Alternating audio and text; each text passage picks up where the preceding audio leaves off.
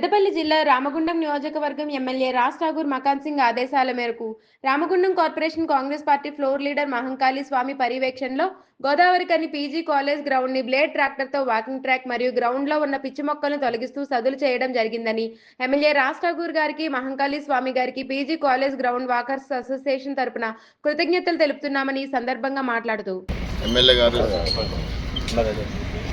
MLA మకాన్ సింగ్ రాజ్ ఠాకూర్ గారి ఆదేశాల ప్రకారం మరి Congress party municipal corporation floor leader మరి మహంకాళి స్వామి గారు పర్యవేక్షణ చేస్తూ మరి మా పీజీ కాలేజ్ గ్రౌండ్ను మరి శుభ్రం చేయించడము, పిచ్చి మొక్కలను తొలగించడము ఇవన్నీ కూడా చేయడం జరుగుతున్నది.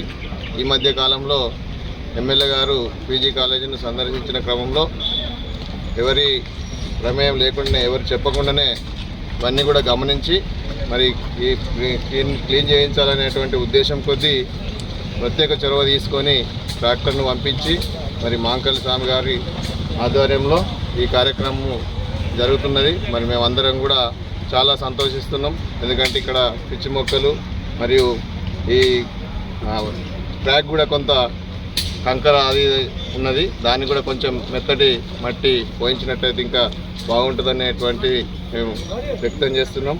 అదేవిధంగా మరి ట్రాక్ పక్క నుండి మరి పోల్స్ కూడా, కరెంట్ పోల్స్ కూడా వేసి ఉండడం జరిగింది. మరి కొంత సాయంకాలం వచ్చే అటువంటి వాకర్స్ కొంత ఇబ్బంది అవుతుంది, మార్నింగ్ వచ్చే వాళ్ళకు కూడా కొంత ఇబ్బంది అవుతుంది. కాబట్టి వాటికి కూడా లైట్స్ ఫిట్ చేసినట్టయితే ఇంకా బాగుంటుందని మేము కోరుకుంటున్నాం.